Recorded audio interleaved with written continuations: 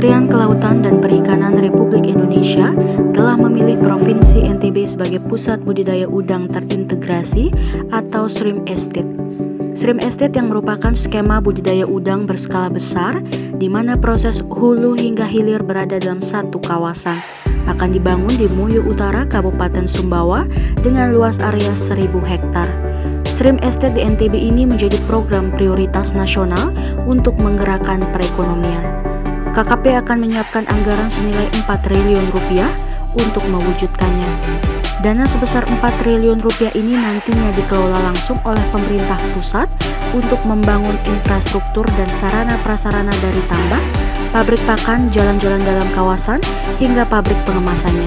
Kepala Dinas Kelautan dan Perikanan Provinsi NTB, Muslim STMSI ditemui di ruang kerjanya menjelaskan saat ini tengah fokus mempersiapkan dokumen dan lokasi yang akan dijadikan pusat budidayanya. Terkait dengan program di Provinsi Nusa Tenggara Barat yang merupakan tindak lanjut daripada kunjungan Pak Gubernur Nusa Tenggara Barat bersama kami di Kementerian Kelautan dan Perikanan Provinsi Nusa Tenggara Barat,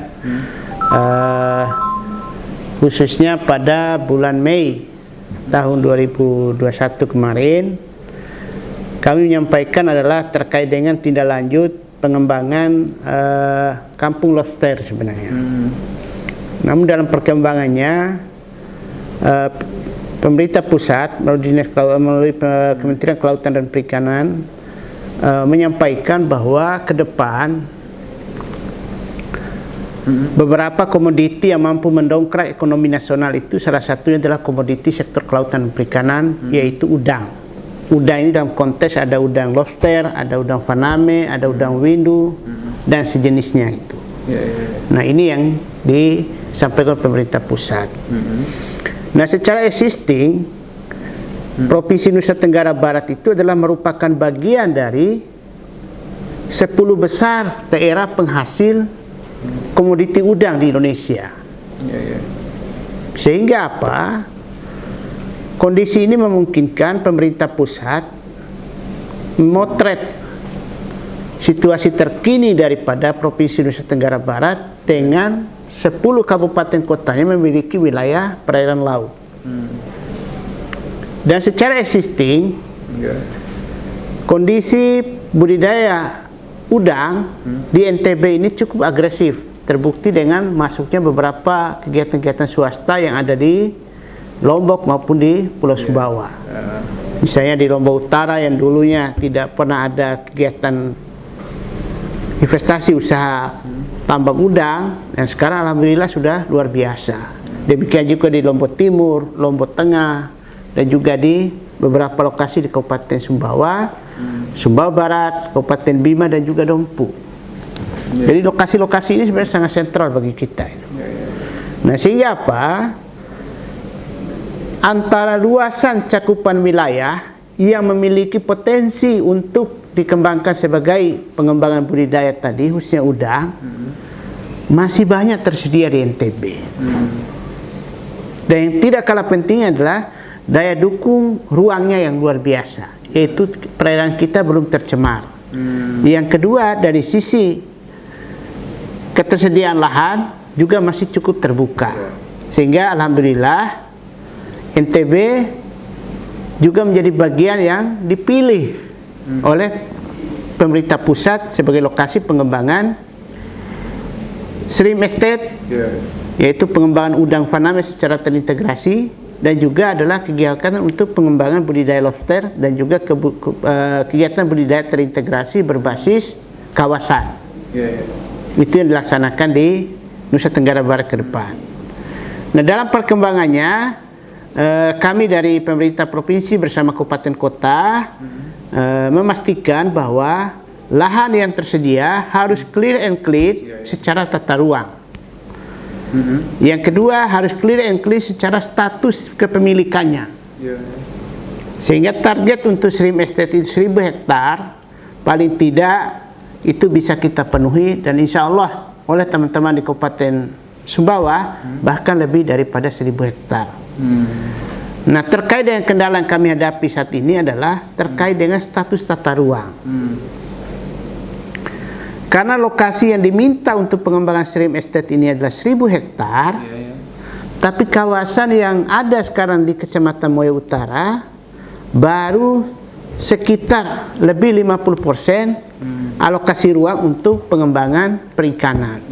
Sehingga di sisanya nanti adalah harus melalui political will pemerintah daerah Kabupaten Sumbawa yang di backup oleh provinsi juga, dalam arti di RT RW provinsi pun harus mengalokasikan ruang daripada kawasan di Moyo Utara itu untuk mencukupi target terjadinya proses terlaksananya shrimp estate ini 1.000 hektar itu. Dan alhamdulillah Pak Gubernur sudah menyampaikan kepada jajarannya, khususnya kepada kami dan juga PUP dan Bapeda, bahwa lahan itu harus kita clearkan. Artinya yang semula lahan itu statusnya LP2B, LP2B-nya mungkin yang memang akan diselaraskan supaya kegiatan ekonomi masyarakat pun bisa berjalan berbarengan itu. Demikian juga di Kabupaten Sumbawa sudah mengeluarkan surat Pak Bupati bahwa terkait kebutuhan 1.000 hektar lahan itu insya Allah akan dipenuhi dalam revisi RT RW-nya. Jadi terpusat di Moyo Utara Pak Kades? Di pusat Moyo Utara. Itu ya? Iya. Siapa saja nanti yang dilibatkan di sini Pak Kades? Untuk mensukseskan shrimp estate ini? Salah satu hari ini adalah yang paling krusial itu BPN. Oh, BPN. Kenapa BPN? Karena kondisi existing itu kan harus terpetakan. Koordinat mereka itu ada di mana secara existing saat ini, termasuk pemilik-pemilik lahan yang lain itu.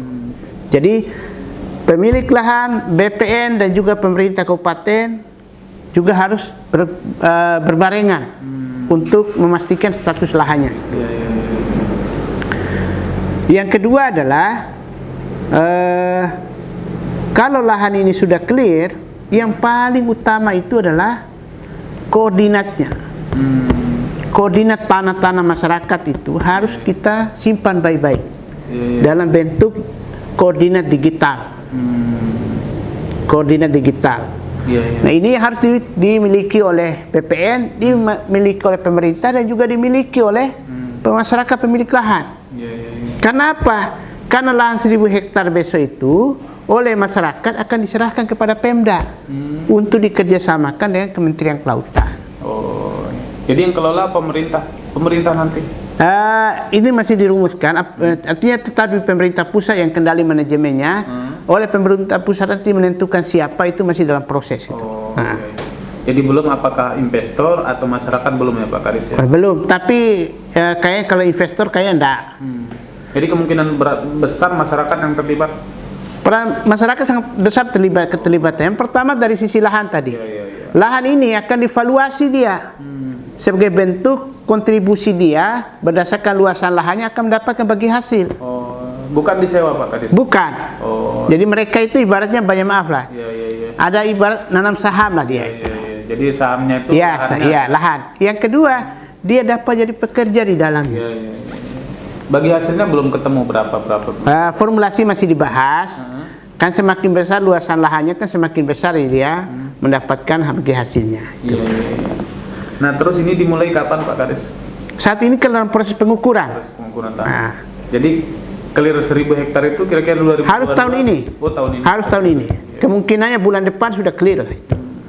Yang kedua, tata ruang juga harus clear tahun ini. Terus Pak Kades, apa saja yang akan dibangun nanti di situ Pak Kades? Yang pertama kan 1.000 hektar itu Pak, dari aspek hulunya sampai hilir. Misal contoh, ada hatchery-nya, ada lab-nya, ada pabrik pakan, ada pabrik pembuatan styrofoam, lengkap besok. Jadi termasuk pengolahannya juga? Pengolahan semua di situ. Tidak diekspor dalam bentuk gelondongan gitu? Kalau saya itu tergantung pilihan, karena ini kan pasar kan besok kan gitu. Apakah nanti ada sebagian atau enggak, nanti kan yang jelas prosesinya sebagai syarat untuk ekspor pun kan harus ada gitu. Unit pengolahannya gitu loh. Jadi mandiri sudah di situ, dari pakannya tersedia di situ. Semuanya tersedia, terintegrasi dia, termasuk penataan saluran irigasinya. Kira-kira ada hitung-hitungan berapa serapan tenaga kerjanya Pak Kades nanti? Kalau analisisnya kan masih dalam proses ini DED-nya. Tapi yang pasti adalah salah satu keberpihakan Kementerian Kelautan bersama provinsi adalah penyiapan tenaga kerja.